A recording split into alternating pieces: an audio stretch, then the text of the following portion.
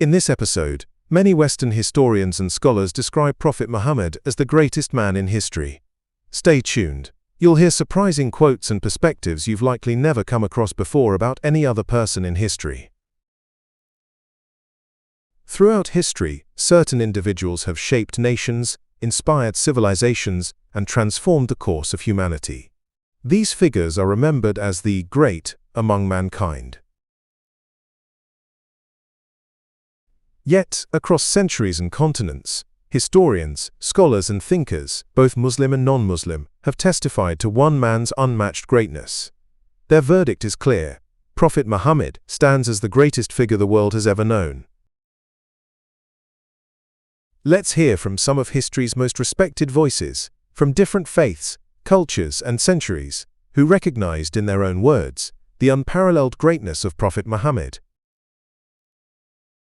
Muhammad should be contemplated and judged as a religious reformer and legislator living in Arabia in the 7th century after Christ, and he must then, most undoubtedly, be acknowledged as the very greatest man whom Asia can claim as her son, if not one of the rarest and most transcendent geniuses the world itself ever produced.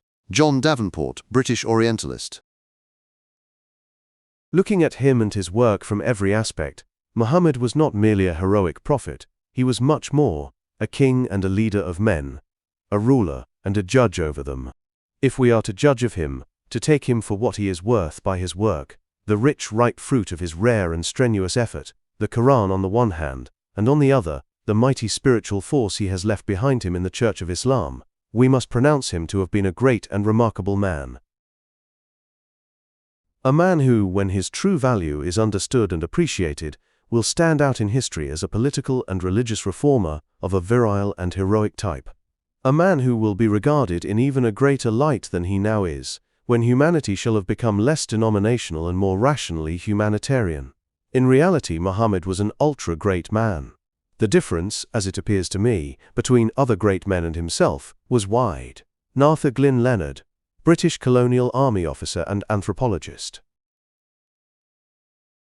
He is, without doubt, one of the greatest heroes the world has ever seen. Thomas Patrick Hughes, Anglican missionary. The only man in history who was supremely successful on both the religious and secular levels. Michael H. Hart, American astrophysicist and author. A historian once said, "A great man should be judged by 3 tests.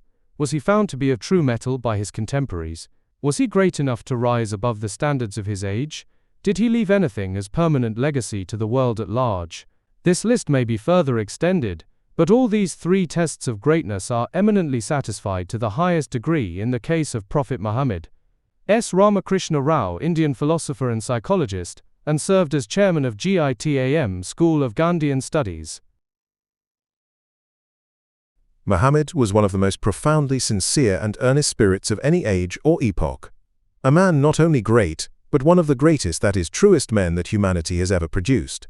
Great, that is, not simply as a prophet, but as a patriot and a statesman, a material as well as a spiritual builder, who constructed a great nation, a greater empire, and more even than all these, a still greater faith. True, moreover, because he was true to himself, to his people, and above all to his God. Arthur Glyn Leonard. If the grandeur of the design, the pettiness of the means, the immensity of the results, be the 3 measures of human genius, who would dare to compare humanly the greatest men of modern times to Muhammad? The most famous of them have agitated but armies, laws, empires. They have founded, when they founded anything, but physical potencies, often crumbled to the earth before themselves. Muhammad has recast armies, legislations, empires, peoples, dynasties, with millions of men throughout a third of the inhabited globe. More than this, he recast altars, gods, religions, ideas, creeds, souls. He has founded upon a book of which every letter is become a law, a spiritual nationality, which embraces peoples of every tongue and race, and he has stamped as the indelible character of this Mussulman nationality the hatred of false gods and the passion of the one and true God. Alphonse de Lamartine, French author, poet, and statesman. Someday, perhaps, when a love of truth shines clear enough to dispel the prejudice of the ages, Western writers will carry the study of the life of Muhammad past the point where they now allow his name to stand as a great figure in history, and will give him his just place in the Golden Book of Humanity. Simon H. Leader, English writer and traveler. Compare Muhammad with the long roll of men whom the world by common consent has called great.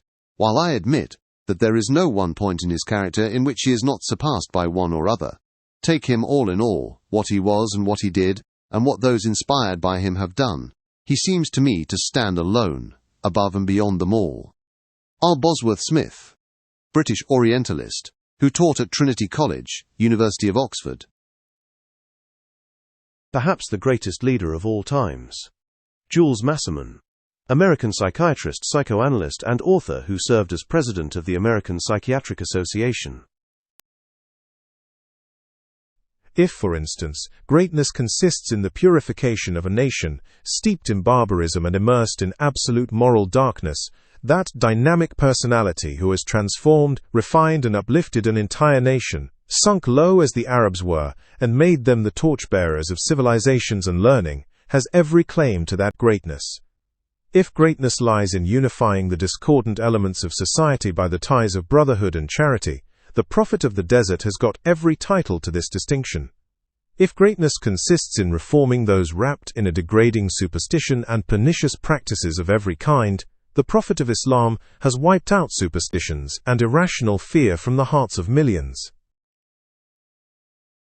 If it lies in displaying high morals, Muhammad has been admitted by friends and foes as Al-Amin and As-Sadiq, the trustworthy and truthful.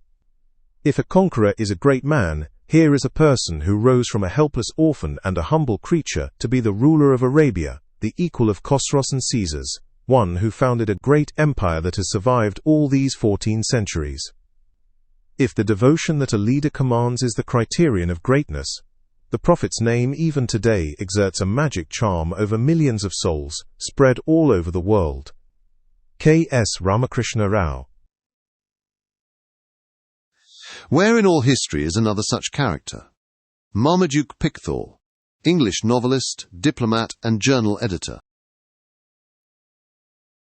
Philosopher, orator, apostle, lawgiver, warrior, conqueror of ideas, restorer of rational dogmas, of a worship without images, founder of 20 terrestrial empires and of one spiritual empire, such was Muhammad. What man was greater, by all the scales on which we measure human greatness? Alphonse de Lamartine. Thank you for watching.